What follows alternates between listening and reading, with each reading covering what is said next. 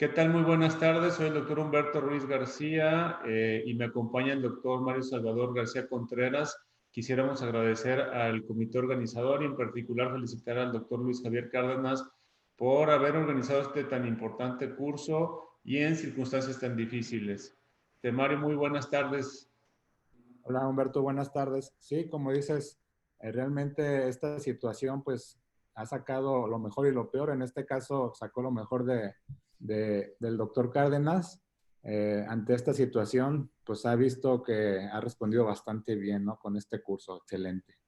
Entonces, esta sesión se llama Tequila en Cases, así que el que haya leído el programa y el comité organizador desafortunadamente no nos permitió enviarle cada uno su pequeña dosis de tequila, así que les vamos a dejar que cada quien tenga su propio veneno en casa, el que guste, salud.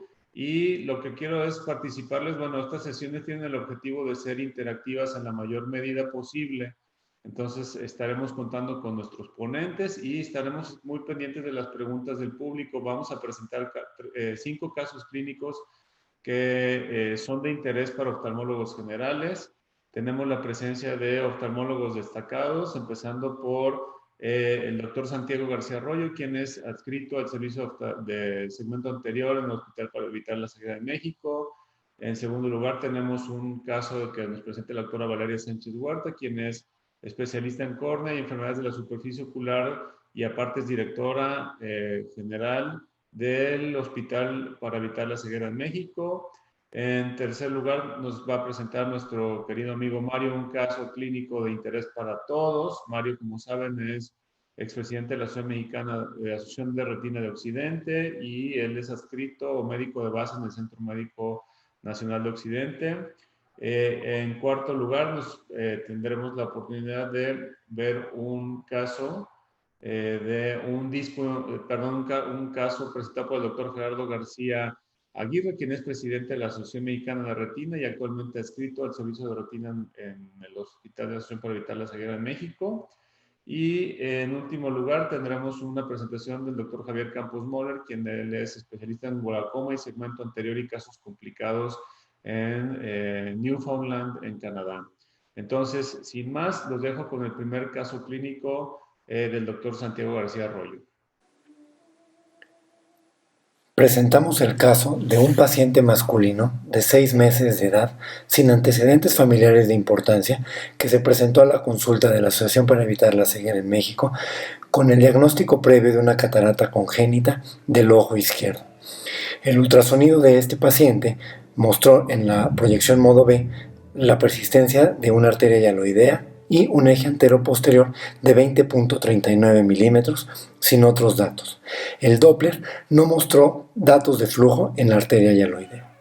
Iniciamos la cirugía con la creación de 2 puertos accesorios de 1 milímetro y la tinción de la cápsula anterior con azul tripán para posteriormente llenar la cámara con viscoelástico dispersivo.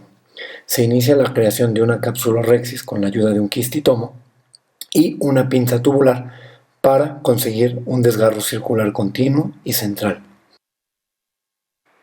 La ventaja de estos instrumentos es que podemos realizar una maniobra controlada sin despresurizar súbitamente la cámara anterior.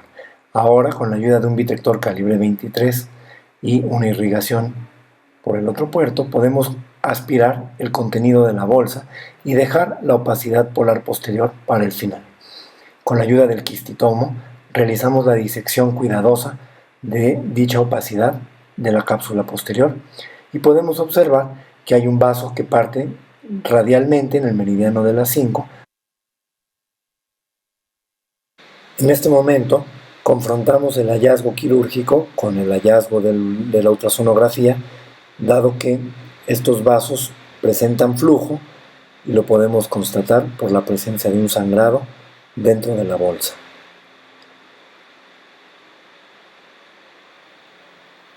Posteriormente procedemos a incidir la cápsula posterior con el quistitomo, a realizar una viscodisección para completar la apertura de la cápsula posterior con una capsulorhexis circular continua cuidadosa. Sin embargo, llegado a un punto, La fibrosis de la opacidad subcapsular posterior evita continuar el desgarro en los 360 grados y tenemos que valernos del vitrector para liberar dicho pedículo. Cuidadosamente vamos realizando el despegamiento de esta opacidad hasta que queda libre y es aspirada y extraída mediante el corte del vitrector, junto con una vitrectomía central que permitirá dejar un eje visual libre. A continuación, implantamos el lente intraocular, inicialmente en la cámara anterior, para posteriormente colocarlo dentro de la bolsa capsular. El lente es centrado dentro de la misma y finalmente el viscoelástico es aspirado con el vitrector por 2 puertos. Casi para finalizar nos damos cuenta que el vaso que se encontraba en el borde pupilar ha comenzado a sangrar y decidimos realizar una maniobra de endocauterización. Finalmente, los restos hemáticos junto con el viscoelástico son aspirados con el vitrector y la cirugía se da por terminada. 2 semanas después, en exploración bajo anestesia, encontramos el lente centrado, el eje visual libre y en la cavidad vítrea el remanente de la arteria hialoidea contraída. A continuación, vamos a presentar este caso muy interesante de córnea de la doctora Valeria Sánchez Huerta. Buenas tardes, vamos a empezar con un caso clínico de queratitis infecciosa. Existen algunas lagunas, sobre todo en Oaxaca, en donde tienen la característica de al momento de tocarlas se producen destellos de luz. Esto se conoce como bioluminiscencia y está dado a la fotosíntesis que se produce cuando los dinoflagelados, que son los parásitos que se encuentran en estas aguas, crean reacciones químicas al movimiento. Nuestra paciente es una mujer de 31 años, usuaria de lente de contacto. Visitó este manglar hace 15 días y nadó con sus lentes de contacto puestos. No tiene antecedentes de importancia y acude por ojo rojo, dolor y fotofobia. Previamente a su ingreso ya estaba tratada con polymyxin, ciprofloxacino y prednisolona. Al momento de su ingreso al hospital acude con una agudeza visual de 20-200 que mejora a 20-30, presiones intraoculares normales y con esta lesión sospechando en una probable acantamueva o gram positivos se decide iniciar netilmecina con moxifloxacino después de un primer frotis. Aquí podemos ver en las flechas verdes de la fotografía derecha cómo se alcanzan a ver algunas lesiones satélites. 24 horas después acude con empeoramiento de la visión. El cultivo resultó negativo, por lo que agregamos antimicóticos y fortificados. Podemos ver cómo hay un mayor edema generalizado difuso del estroma corneal con un aumento de estas lesiones satélites y un aumento ligero en el tamaño del absceso. A la semana se presenta con cuentadedos y se decide realizar un cross-linking para queratitis infecciosa con toma de muestra de tejidos más profundos donde se identifica una IFA aceptada. 2 semanas después del cross-linking no se ve una mejoría real, por lo que se decide realizar terapia de argón para que mediante la termocauterización se baje un poco la carga de la queratitis, de la carga infecciosa y ver si con mismo tratamiento podíamos mantener o mejorar el absceso de la paciente. 4 semanas después se ve que hay una leve mejoría, pero no completa, por lo que se decide dar una tercera sesión de argón, buscando ya la resolución total. 2 semanas después de esta última sesión de láser de argón, la paciente acude con un nivel importante y zonas de adelgazamiento a nivel del absceso. Este hipopio no se encontraba en las revisiones previas. En el lente de contacto se alcanza a detectar serratia y Pseudomonas aeruginosa, que son las más agresivas. Con este resultado y con la poca mejoría que estaba teniendo a diferentes tratamientos, además de tratamiento máximo tópico, se decide hacer un recubrimiento conjuntival tipo Gunderson. Y una semana después del colgajo acude con una lisis completa del congajo conjuntival y con perforación. La agudeza visual se presentaba en percepción de luz. En este momento se decide realizar un trasplante de córnea tectónico de limbo a limbo, tratando de retirar lo más del absceso y el mayor tejido que pudiera estar involucrado e infiltrado por estas cepas infecciosas. Al día siguiente tenemos una agudeza visual de movimiento de manos, presiones intraoculares normales, y el cultivo del tejido corneal que se envía a patología y a microbiología arroja una amiba de vida libre que no estaba tipificada, así como hongos pigmentados. Un mes después de este trasplante tectónico empieza con dolor, por lo que se le hace una ecografía y se alcanzan a ver ecos inflamatorios. Se decide realizar una vitrectomía y dosis de antibiótico con esteroide intravítreos.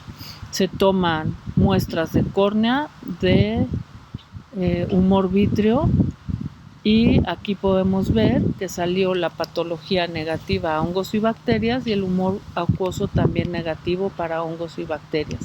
La córnea arroja estafilococos y Propionibacterium agnes.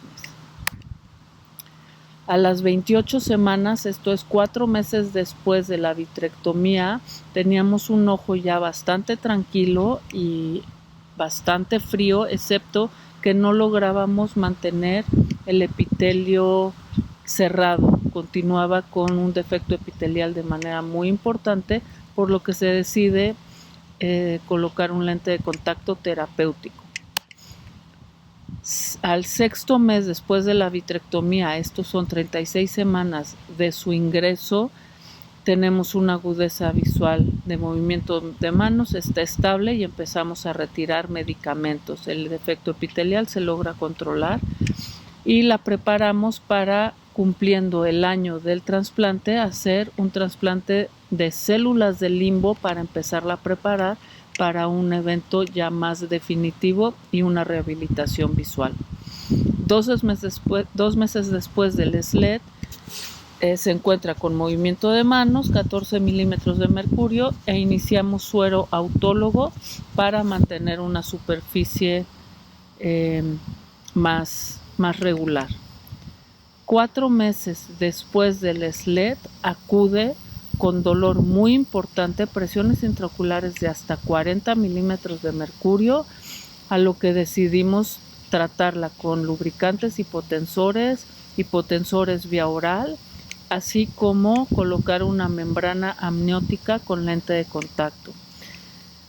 24 horas después se presenta con 11 milímetros de mercurio y el cultivo salió negativo.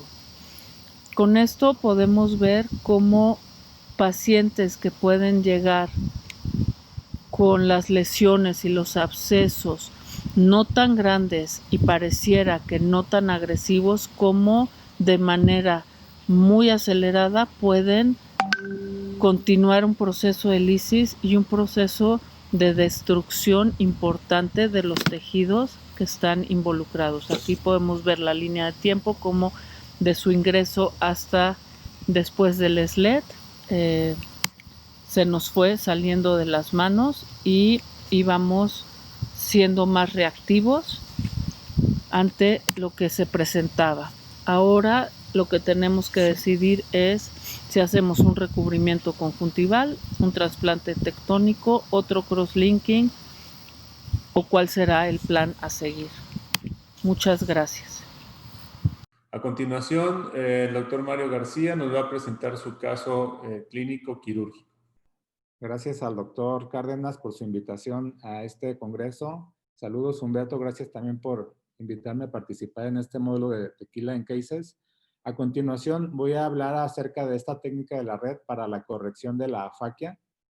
Y bueno, como sabemos, la afaquia es una eventualidad que afortunadamente no pasa mucho, pero cuando pasa nos crea una frustración importante tanto al paciente como al cirujano por las altas expectativas que tenemos en el resultado, por el proceso refractivo que implica una corrección de una cirugía de catarata. Actualmente, las técnicas para la corrección de la afaquia han evolucionado para tener resultados predecibles, pero tenemos de tener una selección adecuada de nuestro paciente para que estos resultados sean así de buenos como queremos.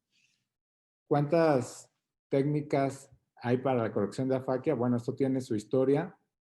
Ahora sí que ha ido evolucionando y conforme se tienen nuevos materiales, se tienen nuevos lentes, pues ahora sí que hay diferentes técnicas conforme prácticamente cada cirujano decide cómo realizarla.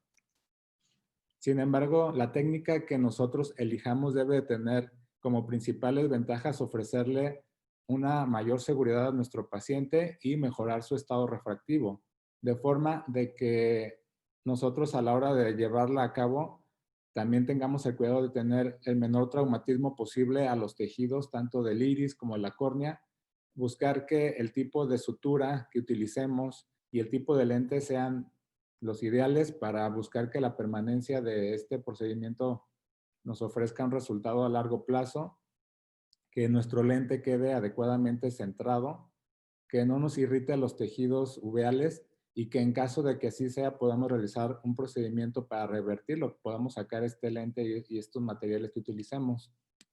Y en el caso de un procedimiento combinado con una cirugía de trasplante corneal, sea un procedimiento rápido también.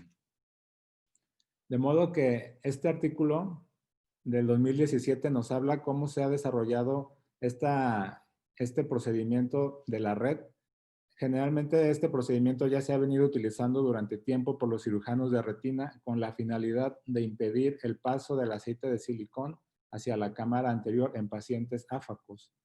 Aquí, como vemos en ese esquema, se realizan 4 surcos esclerales en meridianos horizontales y verticales para en los extremos de esos surcos pasar una aguja de polipropileno, la doble armada con aguja recta y crear esa técnica de la red. Este caso clínico nos habla de un paciente masculino de 55 años de edad, el cual como antecedentes tiene una luxación espontánea de cristalino bilateral, lo cual le condicionó una afaquia bilateral y un desprendimiento de retina de ojo derecho.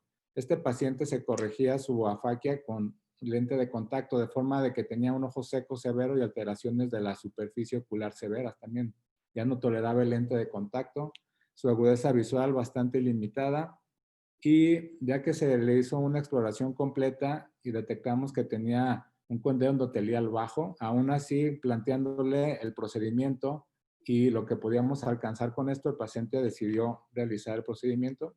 Y bueno, esta es la cirugía en la cual tenemos en cuenta pues, que este paciente ya está vitrectomizado, por lo cual se pone un trocar para mantener la cámara y se tiene otro trocar para apoyarnos en el procedimiento, aunque se puede evitar ese segundo trocar. Se realiza una peritomía que puede ser 360 grados o sectorial, se cauterizan los vasos epiesclerales y se realizan esos surcos que van a 2 milímetros de limbo con una longitud de 4 milímetros para pasar a través del extremo esa aguja recta de polipropileno 10 ceros y estarla esperando en el meridiano contrario a través del lumen de una aguja de insulina para pasar la sutura a través que recorra el surco escleral. Nos vamos a regresar en un meridiano o en un sentido contrario para terminar otra vez prácticamente donde comenzamos y anudarnos de forma de que tanto la sutura como el nudo queden completamente cubiertos.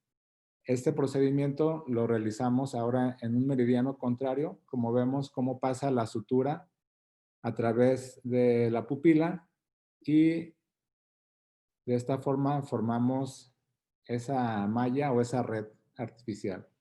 Se puede colocar un lente de 3 piezas o de una pieza sobre la red y se puede observar cómo el lente queda en buena posición. Estas son imágenes del paciente 2 años después de su cirugía, en la cual podemos ver cómo el paciente pues tenía alteraciones en su iris, pero a pesar de esto, pues el lente se ve que está en una posición adecuada. También vemos cómo se ve el surco escleral en la parte superior. Actualmente este paciente tiene una agudeza visual de 20-30, está bastante satisfecho porque no depende del lente de contacto y su superficie ocular pues está ya en mejores condiciones. Como mi conclusión, pues esta técnica de red, y como ya se ha demostrado con este artículo, es una técnica bastante segura, reproducible, pero el paciente que elijamos para realización de esta técnica debe de estar estudiado, debe estar informado para que sea el paciente ideal con un resultado bastante bueno. Debemos de conocer la técnica y debemos estar preparados para resolver cualquier eventualidad. Y aquí debemos de tener todo lo disponible. Un lente accesorio, una soltura accesoria, instrumental completo y si es necesario apoyarnos con un cirujano de mayor experiencia. Muchas gracias. A continuación, el doctor Gerardo García Aguirre nos envía este caso de un disco óptico inclinado. Hola a todos, muy buenas tardes, espero se encuentren muy bien y con buena salud. Y bueno, pues muchas gracias al doctor Ruiz por invitarme a presentar este caso. Este es el caso de un paciente de 45 años que padece diabetes mellitus desde hace 12 años y su motivo de consulta es baja visual en el ojo derecho de 3 semanas de evolución. A la exploración oftalmológica, la agudeza visual del ojo derecho es 20-100, presión normal y 1.5 dioptrías de cilindro, y el ojo izquierdo alcanza 20-25 con un -1 de esfera y -1.50 de cilindro. La exploración del segmento anterior es normal, y esta es la exploración del ojo derecho, donde pues podemos observar algunos datos de retinopatía diabética. Se ve una que otra mancha algodonosa. Hay también microaneurismas y microhemorragias, y en la zona macular se observa pues esta zona como un poco hipopigmentada. En el otro ojo vemos microhemorragias y microaneurismas y algunas manchas algodonosas también, todo esto compatible con datos de retinopatía diabética. En la angiografía con fluoresceína pues observamos cómo se observa una buena cantidad de microaneurismas y algunas zonas de fuga por incompetencia vascular, pero bueno, lo que más llama la atención es toda esta zona de hiperfluorescencia en la zona macular, como siguiendo este trayecto, ¿no?, inclinado. Y esta es una fase tardía donde podemos ver que sí hay una zona ahí de hiperfluorescencia como más marcada, y también hay otras zonas por aquí de fuga por incompetencia vascular. Este es un acercamiento, ¿no? Podemos ver esas alteraciones pigmentarias y en el centro pues sí esa zona con fuga de colorante. La angiografía en el ojo izquierdo muestra múltiples microaneurismos y zonas de fuga por incompetencia vascular. Y esta es la tomografía del ojo derecho, donde podemos ver que hay presencia de líquido intrarretiniano y hay una lesión aquí que es compatible con una membrana neovascular tipo 2, es decir, por encima del epitelio pigmentario de la retina. Y esta es la tomografía del ojo izquierdo de características normales. Entonces, hasta este momento los diagnósticos, pues retinopatía diabética no proliferativa severa en ambos ojos, neovascularización coroidea tipo 2 en el ojo derecho, y pues realmente la razón por la que traigo este caso pues es algo más, ¿no? Este es un paciente que no es nada más diabético, no nada más tiene una membrana neovascular, sino hay otras cosas. Y para esto pongo estas dos fotos que son los nervios ópticos un poco más de cerca. Podemos darnos cuenta cómo el nervio óptico del lado izquierdo es normal, y podemos ver cómo el nervio óptico del lado derecho pues se observa como si la excavación se fuera hacia arriba. Y bueno, clínicamente se veía como si el nervio óptico estuviera apuntando hacia abajo, no sé, como inclinado. Y el paciente se veía que tenía un estafiloma. Aquí en esta fotografía veamos el borde del estafiloma, o sea, donde empezaba el estafiloma. El estafiloma era más o menos en donde está esa línea, y que coincidía más o menos con todas estas zonas de alteraciones pigmentarias en la angiografía con fluoresceína. ¿no? Y evidenciamos el estafiloma. Este es un corte vertical y podemos ver cómo tiene esa pendiente, ¿no? Y clínicamente se veía esa pendiente de dónde iniciaba el estafiloma, ¿no? Entonces, aquí el algo más en base a estos hallazgos, pues es algo que se llama síndrome de disco inclinado, que es una cuestión que de repente se nos pasa un poquito, o puede pasar un poquito desapercibida, y el propósito de presentar este caso, pues es precisamente que lo tengan en el radar cuando vean algún paciente que se parezca a este que le estoy presentando. Este artículo es un súper clásico de un doctor asiático, el doctor Ono Matsui, y él lo que hizo fue ver mediante resonancia magnética en 3D y hacer reconstrucciones de ojos de miopes muy altos, y resulta ser que encontró un grupo de pacientes que tenían un estafiloma inferior. Esta vista es como una vista de lado, y pueden darse cuenta como aquí el estafiloma no está exactamente en el centro, sino está como hacia abajo. Y si se dan cuenta, este es el mismo ojo visto por detrás. Pues el nervio óptico está exactamente en la pendiente de ese estafiloma, y este es asociado a el síndrome de disco inclinado. O sea, esa es una de las características de este síndrome. Este síndrome fue descrito desde hace mucho tiempo, en el 76 el primer reporte. Y en este otro artículo de 2008 podemos ver cómo la incidencia de neovascularización coroidea era pues, prácticamente la cuarta parte de los pacientes, y esa atrofia del EPR que se ve como ese granulado hiperhipofluorescente en el 13%. Aquí del lado izquierdo vemos unas fotos de un paciente de este artículo, ¿no? Donde ven cómo se ve bastante inclinado. Un poquitito más inclinado y más oblicuo a la papila, pero con estas características, alteraciones del epitelio pigmentario en la mácula, mientras que del lado derecho tenemos las imágenes de este caso, ¿no? Entonces vemos aquí la inclinación y vemos en la angiografía alteraciones que son muy parecidas a esto, nada más que aquí está la membrana vascular también, que en este caso no estaba. A este paciente se le trató, pues como a cualquier neovascularización coroidea, con antiangiogénico intravítreo, y hubo una mejoría tanto del tamaño de la lesión como de la visión del paciente. Pues con esto concluyo el caso, para que tengan el síndrome de disco inclinado y las complicaciones asociadas pues en su radar. Es un diagnóstico que no es tan frecuente, pero creo que también es un poco subdiagnosticado. Así que espero que este caso les haya parecido agradable y les recuerde esta patología. Muchas gracias. Por último, nos gustaría presentarles este caso que nos envió y que presenta el doctor Javier Campos Moller sobre reconstrucción del segmento anterior. Aquí Javo Campos desde Newfoundland, Canadá. Vamos a narrar el caso de una paciente con un trauma iatrogénico. Evaluando el ángulo vemos que hay un defecto pupilar, y con la ayuda de unas micropinzas de AMED podemos evaluar la cantidad de tejido que tenemos disponible. De esta forma podemos evaluar si va a ser posible una pupiloplastia simple o hay que colocar algún tipo de implante. Y aquí, utilizando una micropinza de AMED con una sutura de Prolene 10-0 en una aguja CIF4, vamos a tomar primero el borde pupilar. Y esto es importante para tratar de conservar la anatomía y la cosmesis, siempre comenzando por lo más cercano a lo que se pueda al borde pupilar, obviamente tomando tejido viable.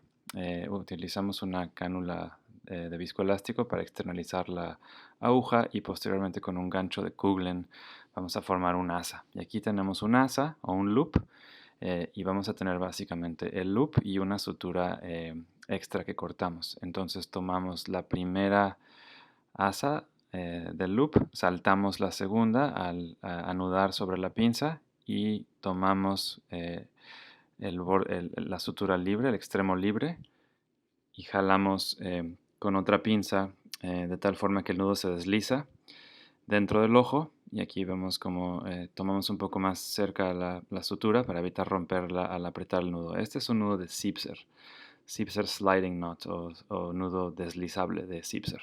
De nuevo aquí vemos el asa. Aquí el secreto es, tenemos un asa y básicamente tenemos 3 suturas. Hay que tomar la sutura más a la izquierda, anudar saltando la del centro y tomar la libre. De nuevo vemos cómo se desliza el nudo, apretamos. Yo prefiero la configuración 2-1-1 en las pasadas de la sutura, o sea, hacia adelante, hacia atrás y hacia adelante. Y luego utilizamos una micropinza para anudar desde adentro y una microtijera para cortar el nudo. Ahí vemos un tip útil para meter la sutura por la paracentesis. A veces es un poco complicado atinarle, entonces podemos utilizar una pinza tomando la sutura, la punta de la aguja para meterla por la paracentesis un poco más fácil. Y aquí vemos cómo estoy tomando tejido. No todo el tejido siempre es viable, pero aquí tratamos de tomar el tejido más sano posible.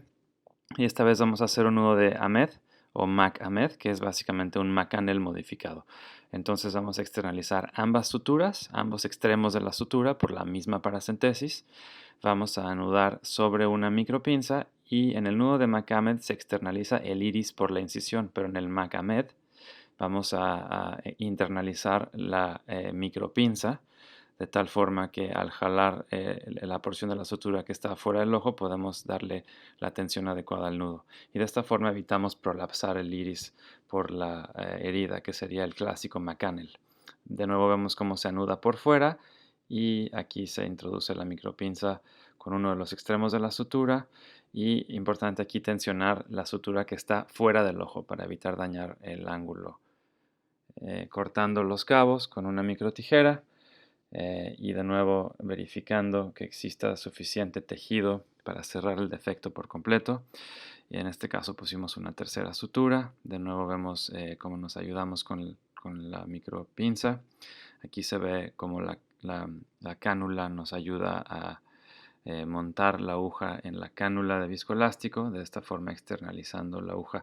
Y mucho cuidado aquí con la curvatura de la aguja, hay que hacer un movimiento de la muñeca para seguir esta curvatura de la aguja y evitar traccionar demasiado el iris, especialmente durante los últimos puntos, porque ya está todo a mucha mayor tensión.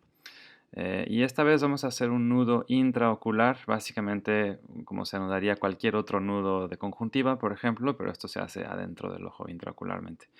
Este paciente tenía la presión elevada por el trauma, un síndrome de uveitis glaucoma y fema, entonces le implantamos un dispositivo SEN, que es un implante de colágena de 6 milímetros de largo con un lumen interno de 45 micras y nos ayuda a filtrar el humor acuoso al espacio subconjuntival. Aquí vemos el implante colocado adecuadamente en el cuadrante superonasal. Y ahora vamos a tomar un poco de cauterio, el cauterio de diatermia de retina, que causa contracción del tejido iridiano por medio del calor, y esto nos ayuda a redondear la pupila. Entonces hay que recordar que entre más cercano a la pupila se pongan los puntos, más se contrae. Y la idea es ir poco a poco. Y ahora vamos a corregir las dos dioptrías de astigmatismo que tenía este paciente con incisiones corneales relajantes para ayudar un poco a la agudeza visual no corregida. Una vez terminado esto, se hidrata las heridas y extraído el viscoelástico se puede ver cómo se forma una muy buena ampolla filtrante a través del SEN, y este es el aspecto postoperatorio a los 2 días del paciente. Muchas gracias.